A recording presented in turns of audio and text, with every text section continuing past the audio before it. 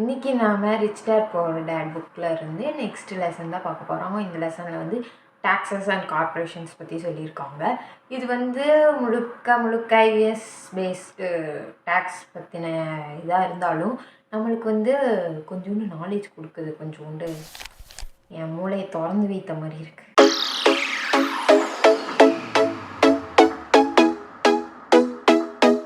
ஆத்தரோட school டேஸில் ஸ்கூலில் வந்து புக்கில் ஏதாவது ஒரு ஸ்டோரி இருக்கும்ல, அந்த மாதிரி ஏதோ ஒரு ராபின்ஹுட் பற்றின ஸ்டோரி இருக்குது. அந்த ராபின்ஹுட் என்ன பண்ணுவாருன்னா, ரிச் பர்சன்ஸ்லேருந்து காசு எடுத்து புவர் பீப்புளுக்கும் மிடில் கிளாஸ் பீப்புளுக்கும் கொடுப்பாரு போல். அது ஆக்சுவலாக நல்ல விஷயம் அப்படின்னு தானே டீச்சரில் சொல்லி தருவாங்க. அப்படி தான் வந்து சொல்லி கொடுத்துருக்காங்க. ஆனால் வந்து ரிச் டேட் வந்து அதுதான் ரிச் பீப்புள் மட்டும் கட்டிகிட்டு இருந்த டேக்ஸு புவர் பீப்புளும் மிடில் கிளாஸ் பீப்புளும் கட்ட வச்சது அப்படின்ற மாதிரி சொல்கிறாரு. ஐயா நீங்க என்னென்னமோ பேசுறீங்க, எனக்கு ஒரே குழப்பமா இருக்கியா. ஓகே, இதை பற்றி ஃபுல்லாக சொல்லணும்னா நம்ம வந்து டேக்ஸ் எப்படி உருவானுச்சுங்கிற ஹிஸ்ட்ரியை தெரிஞ்சுக்கணும். ஃபஸ்ட்டு யுனைடெட் கிங்டம்லேயும் யூஎஸ்லேயும் எந்த டேக்ஸுமே யாருக்குமே கிடையாம தான் இருந்தது.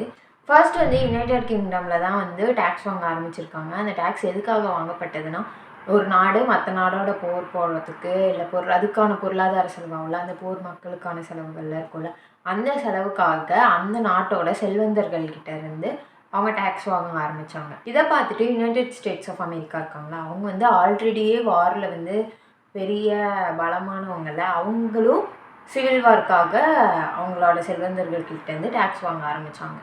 அதுக்கப்புறமா 1874 தான் இங்கிலாண்டில் ஃபர்ஸ்ட் டைம் பெர்மனண்ட்டாக அந்த நாட்டோட சிட்டிசன் எல்லாத்துக்குமே டேக்ஸ் விதிக்க ஆரம்பித்தாங்க. அதுக்கப்புறம் 1913 தான் அமெரிக்காவில் வந்து பெர்மனண்ட்டாக டேக்ஸ் விதிக்க ஆரம்பித்தாங்க. இங்கிலாந்து வந்து பெர்மனன்ட் டேக்ஸ் விதித்தது 1874. ஆனால் யூஎஸ்ஏ வந்து 1913 தான் வச்சுருக்காங்க. இங்கிலாந்து வந்து ஒரு நாடு, அது ஆல்ரெடி ஒரு டேக்ஸ் விதிச்சிருக்கு. அதை வந்து இன்னொரு கண்ட்ரியான யுனைடெட் ஸ்டேட்ஸ் ஆஃப் அமெரிக்கா அந்த டேக்ஸ் விதியை நாம் போடலாங்கிறத யோசித்து அதை இம்ப்ளிமெண்ட் பண்ணுறதுக்கே 40 வருஷம் ஆயிருக்கு. இந்த ரெண்டு நாடுமே ஃபர்ஸ்ட்டு இனிஷியல் டைமில் அவங்களோட ரிச் பீப்புள் இருக்காங்கள்ல, ரிச் பர்சன்ஸ்லாம் இருக்காங்களா, அந்த நாட்டோட செல்வந்தர்கள், அவங்கக்கிட்ட மட்டும்தான் இந்த டேக்ஸையே இம்ப்ளிமெண்ட் பண்ணியிருக்காங்க. அவங்க வந்து புவர் பீப்புளும் மிடில் கிளாஸ் பீப்புளும் நீங்கள் டேக்ஸே கட்ட வேணாம்ப்பா, நீங்கள் ஜாலியாக இருங்க, யார்கிட்ட பணம் நிறையா இருக்கோ நீங்கள் மட்டும் டேக்ஸ் கட்டுங்க அப்படிங்கிற மாதிரி தான் இந்த ரெண்டு நாடுமே டேக்ஸ் விதிச்சிருக்காங்க. என்னதான் இந்த நாட்டோட ஹையர் அஃபிஷியல்ஸ் வந்து இதை ரிச் பீப்புள் தான் பே பண்ணால் போதும், நீங்கள் ஜாலியாக இருங்கப்பா அப்படின்னு சொன்னாலும் நம்ம மக்கள் எப்படி இருப்பாங்க? நீங்கள் எப்படி வந்து பிரிவினை உருவாக்குறீங்க? ரிச் பர்சன் மட்டும் கட்டுறாங்க, நாங்களும் கட்டுறோம், நாங்களும் இந்த நாட்டுக்கு கான்ட்ரிபியூட் பண்ணுறோம், அதுதான் வந்து நல்லது, நாங்களும் ஒன்றும் அவங்களுக்கு சலைச்சவங்க இல்லை அப்படிங்கிற மாதிரி நாங்கள் எங்களுக்கும் வேணும்னு ஓட் பண்ணி எங்களுக்கும் வரி கொடுங்க, வரி நாங்களும் கட்டுறோம் அப்படிங்கிற மாதிரி ஓட் பண்ணி அவங்க வந்து மிடில் கிளாஸு புவர் ரிச் எல்லாருமே வரி கட்டுறோம் அப்படிங்கிற மாதிரி சொல்லி கேட்டு வாங்கியிருக்காங்க. அது லேட்டராக என்னாச்சுன்னா அது அவங்களுக்கே பேக் ஃபேர் ஆயிடுச்சு. அது எப்படின்னு இவர் சொல்லுவார். அதுக்கப்புறம் rich people poor people middle class எல்லாருமே வந்து டேக்ஸ் கட்ட ஆரம்பிச்சிட்டாங்க. கவர்மெண்ட்டும் வந்து ஜாலியாக கல்லா கட்டிகிட்டு இருந்துச்சு.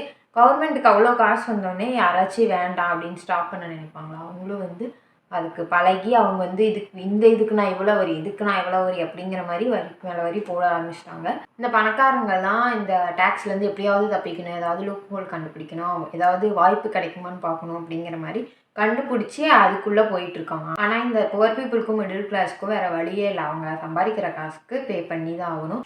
இந்த பணக்காரங்களாம் என்ன பண்ணாங்கன்னா, ஒரு கம்பெனியை ஓன் பண்ணி அந்த கம்பெனியிலேருந்து இன்கம் வந்து கம்மியாக வர மாதிரி காட்டலாம் அப்படிங்கிற மாதிரி ஒரு ஆப்பர்ச்சுனிட்டி க்ரியேட் பண்ணியிருக்காங்க. எப்படியும் ஒரு கம்பெனியே வச்சுருக்க, அதுலேருந்து உனக்கு கம்மியாக இன்கம் வருமாப்பா அப்படின்னு நீங்கள் யோசிக்கலாம். ஆனால் வரும். அதுக்கு வந்து ஒரு கேஷ் ஃப்ளோ போட்டிருக்காரு, அதை நான் வந்து இதில் அட்டாச் பண்ணுறேன். ஃபஸ்ட்டு நம்ம ரிச் பர்சன்ஸோட கேஷ் ஃப்ளோ எப்படி இருக்குன்னு சொல்லியிருக்கோம். அவங்க அசட்லேருந்து தானே அவங்களுக்கு இன்கமே வரும். அதே மாதிரி தான் இவங்களுக்கு வந்து அசட்லேருந்து இன்கம் வருமா, இந்த அசட்டை நம்ம வந்து ஒரு கம்பெனின்னு வச்சுக்குவோம். ஒரு கம்பெனிலேருந்து அவங்களுக்கு இன்கம் வருதா, அந்த இன்கம்மை அவங்க வந்து அந்த இன்கமுக்கு அப்படியே வந்து டேக்ஸ் கட்டிட மாட்டாங்க. அந்த கம்பெனியோட செலவை மைனஸ் பண்ணிவிட்டு அதுக்கப்புறம் தான் டேக்ஸ் கட்டுவாங்க. அந்த கம்பெனியோட இன்கம் வந்து அந்த கம்பெனியோட எக்ஸ்பென்ஸை மைனஸ் பண்ணிவிட்டு அது வந்து அவங்களோட பர்சனல் இன்கம்மாக ஆகும். அந்த personal income very less and ரொம்ப கம்மியான டேக்ஸ் தான். நெக்ஸ்ட்டு பர்சனல் எக்ஸ்பென்சஸ்ன்னு ஒன்று இருக்குல்ல, அதையும் அவங்க என்ன பண்ணிடுவாங்கன்னா கம்பெனியோட எக்ஸ்பென்சஸ்லேயே மைனஸ் பண்ணிப்பாங்க. இப்போ அவங்க ஏதாவது டூர் போகிறாங்கன்னா அது வந்து அஃபிஷியல் டூர் மாதிரி இருக்கும். அப்புறம் கார் எக்ஸ்பென்ஸு, காருக்கான பெட்ரோல் செலவு, அங்கேயும் இங்கேயும் போயிட்டு வர போக்குவரத்து செலவு, அது எல்லாமே கம்பெனியோட எக்ஸ்பென்ஸ் தானே. ஆப்வியஸ்லி. ஸோ அவங்க இப்படி தான் வந்து டேக்ஸ் மைனஸ் பண்ணுவாங்க. ஸோ ஒரு கம்பெனி வச்சுருந்தா டேக்ஸ் கம்மி, ஆனால் அந்த கம்பெனிலேயே வேலை செஞ்சு சம்பளம் வாங்குகிற ஒரு புவர் ஆர் மிடில் கிளாஸ் பர்சனோட டேக்ஸ் அதிகம். இந்த பணக்காரங்க வந்து இப்படி டேக்ஸ்லேருந்து லூப் ஹோல்லாம் கண்டுபிடிச்சி என்ன பண்ணலாம் அப்படிங்கிற மாதிரிலாம் யோசித்து தப்பிச்சிடுவாங்க. ஆனால் புவர் பீப்புளும் மிடில் கிளாஸ் பீப்புளும் போராடி நாங்களும் டேக்ஸ் பண்ணுறோம், கண்ட்ரிபியூட் கொடுக்குறோம் அப்படி இப்படின்னு சொல்லி வாங்கினாங்கல்ல, அவங்க எல்லாரும் அவங்களோட இன்கம் பில்லை என்ன பண்ண முடியும்? அந்த இன்கம் டேக்ஸ் தான் கட்டி ஆகணும். அதேமாதிரி அவங்க கட்டிகிட்டு இருக்காங்க.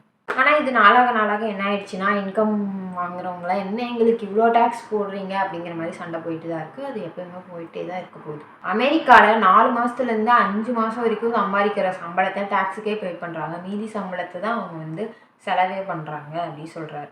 புவர் பீப்புளும் மிடில் கிளாஸ் பீப்புளும் போராடி கஷ்டப்பட்டு நாங்களும் டேக்ஸ் கட்டுறோம் அப்படி இப்படின்னு சொல்லி வாங்கினது பேக் ஃபயர் ஆச்சுன்னு சொன்னார்ல ரிச் டாட். அது இதுதான் மீன் பண்ணுறாரு.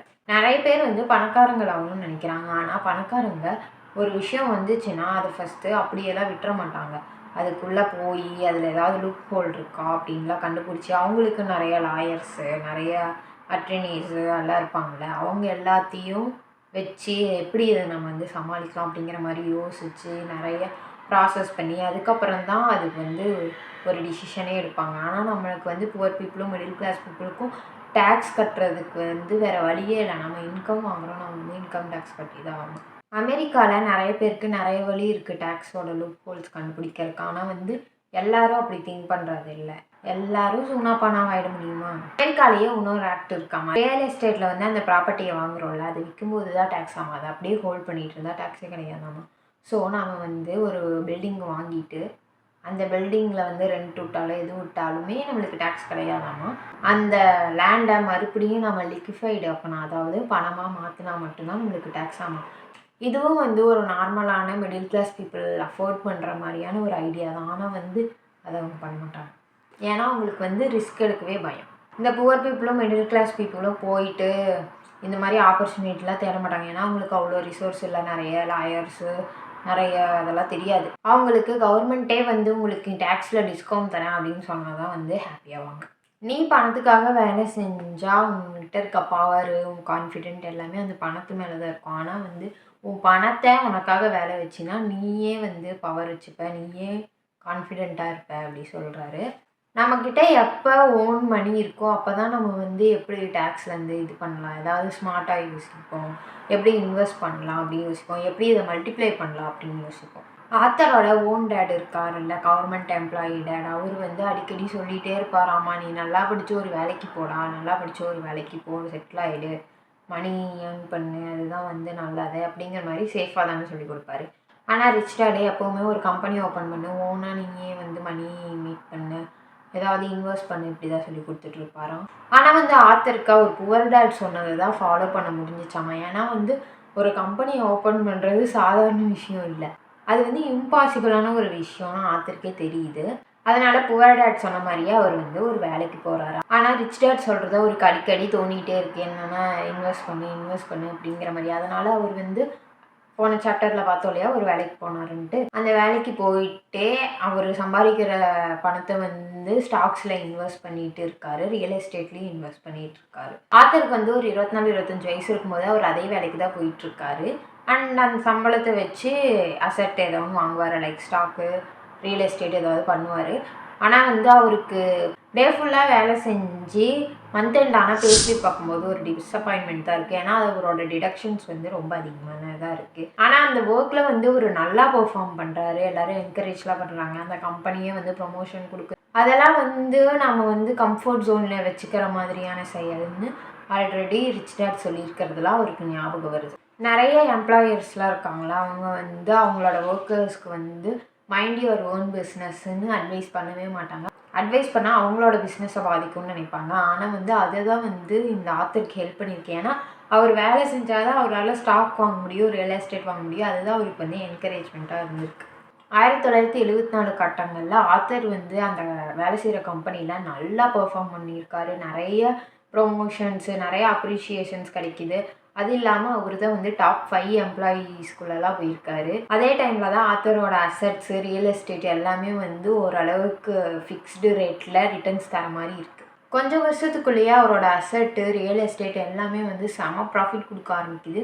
ஒரு கம்பெனியை ஓன் பண்ணி வச்சுக்கிறத விட நிறைய ப்ராஃபிட் கொடுக்குற மாதிரி அவர் ஃபீல் பண்ணியிருக்காரு. ஆத்தர் கூட வேலை செய்கிறவங்களாம் இருப்பாங்களா, அவங்களாம் வந்து இவர் ஸ்டாக் மார்க்கெட்டில் இந்த மாதிரிலாம் இன்வெஸ்ட் பண்ணிட்டு இருந்தா தேவையில்லாமல் இன்வெஸ்ட் பண்ணிருக்காண்டா. ஆனால் இவர் வந்து ஒரு அசட்டில் இன்வெஸ்ட் பண்ணிட்டு இருந்திருக்காரு. இவர் கூடவே படித்த பசங்க இல்லை வந்து வேலை செய்கிற பசங்களாம் இருக்காங்களா, அவங்கள மாதிரி இல்லாமல் அவர் ஒரு அசட்டில் இன்வெஸ்ட் பண்ணனால இப்போ வந்து பயங்கரமான ப்ராஃபிட் பார்த்துட்ருக்காரு. அது மட்டும் இல்லாமல் இதெல்லாம் வந்து ஃபினான்ஷியல் நாலேஜ் இருந்தனால மட்டும்தான் அவரால் பண்ண முடிஞ்சிச்சு. இதெல்லாமே ரிச் டாட் சொல்லி கொடுத்ததால மட்டும்தான் அவரால் பண்ண முடிஞ்சது. இவருக்கு இந்த ஒரு 4 விஷயம் இருந்ததால் மட்டும்தான் அவரோட ஃபினான்ஷியல் ஐக்கியூவை வச்சு இவரால் இவ்வளோ சம்பாதிக்க முடிஞ்சுன்னு சொல்கிறாரு. அதில் ஃபஸ்ட்டு என்ன சொல்கிறாருன்னா அக்கௌண்டிங்னா என்ன, கேஷ் எவ்வளோ வருது, எவ்வளோ போகுது, எவ்வளோ இருக்குது அப்படிங்கிற மாதிரியான டேபிள்ஸ் தானே. அதை வந்து நம்மளுக்கு படிக்க தெரியணும். கேஷ் எப்படி பண்ணால் எங்கே வருது, எப்படி போனால் போகுது, எப்படி போனால் அது வந்து மறுக்கா கேஷ் வருது அப்படிங்கிற மாதிரிலாம் படிக்க தெரியணும். இன்வெஸ்டிங்கிறது மணி மேக்கிங் மணி. நம்மளோட பணம் நமக்காக வேலை செஞ்சு நம்மளுக்கு பணம் சம்பாரித்து கொடுக்கும். தேர்டு வந்து அண்டர்ஸ்டாண்டிங் மார்க்கெட்ஸ். எந்த மார்க்கெட்டில் வந்து டிமாண்ட் இருக்குது, எது பண்ணால் இப்போ க்ரோ ஆகும், எது பண்ணால் இப்போ வந்து ஊற்றி மூடிக்கும் அப்படிங்கிற மாதிரியும் நம்மளுக்கு தெரிஞ்சிருக்கணும். அதுக்கு நிறைய நாலேஜ் இருக்கணும். அடுத்து லாஸ். என்னென்னலாம் டேக்ஸ் லூப் ஹோல்ஸ் இருக்குது, எதெல்லாம் பிடிச்சி நம்ம வந்து டேக்ஸை விட்டு தப்பிச்சு போகலாம் அப்படிங்கிற மாதிரி நிறைய லா அறிவு இருக்கணும். ஆக்சுவலாக இந்த லெசனோட பர்பஸ் வந்து நீங்கள் ஒரு கார்ப்பரேஷன் வச்சுக்கோங்க, நீங்கள் ஒரு கம்பெனி வச்சுக்கோங்க, நீங்கள் ஒரு ஆர்கனைசேஷன் ஓப்பன் பண்ணுங்கள், ஸோ டேக்ஸஸ்லாம் லெஸ் ஆகும் அப்படிங்கிறது கிடையாது. நாம் எப்படியெல்லாம் டேக்ஸ்லேருந்து லூப் ஹோல் கண்டுபிடிக்கலாம், எவ்வளோ நம்மளுக்கு நாலேஜ் தெரிஞ்சிருக்கணும் அப்படிங்கிறதுக்கான ஒரு லெசனு. இது மாதிரி நிறைய விஷயம் இருக்குங்கிறத நம்ம தெரிஞ்சுக்கணும். அண்ட் ஃபினான்ஷியல் நாலேஜை நம்ம இம்ப்ரூவ் பண்ணி நம்மக்கிட்ட இப்போ இருக்கிற காசை வச்சு நம்ம எப்படி வந்து ஃபினான்ஷியலி இண்டிபெண்ட் ஆகலாம் அப்படிங்கிற மாதிரி பார்க்கணும். கடைசியாக இந்த லெசனில் ஒன்று சொல்லணும் என்னென்னா, ஒரு கம்பெனியோட ஓனர் வந்து ஃபர்ஸ்ட்டு சம்பாதிப்பார், அடுத்து எக்ஸ்பென்ஸை செலவு பண்ணிவிட்டு அதுக்கப்புறம் மீதி இருக்க பணத்துக்கு தான் டேக்ஸ் கட்டுவார். ஆனால் ஒரு இன்கம் வாங்குகிற middle class or poor class persons first income வாங்குவாங்க, அடுத்து டேக்ஸ் கட்டுவாங்க. அந்த டேக்ஸ் போக மீதி இருக்க பணத்தை தான் செலவு பண்ணுவாங்க. அந்த மீதி இருக்க பணம் தான் அவங்களோட ஓன் மணி. ஓகே, ஓவராலாக என்ன சொல்ல வராங்கன்னா, லா பற்றி கொஞ்சம் தெரிஞ்சுக்கணும், லா ஸ்ட்ராட்டஜிஸ் தெரியணும், எப்படி இருக்கிற காசை வச்சு பணக்காரங்களாகிறது அப்படிங்கிற மாதிரி நிறைய தெரிஞ்சுக்கணும் அப்படி சொல்கிறாங்க.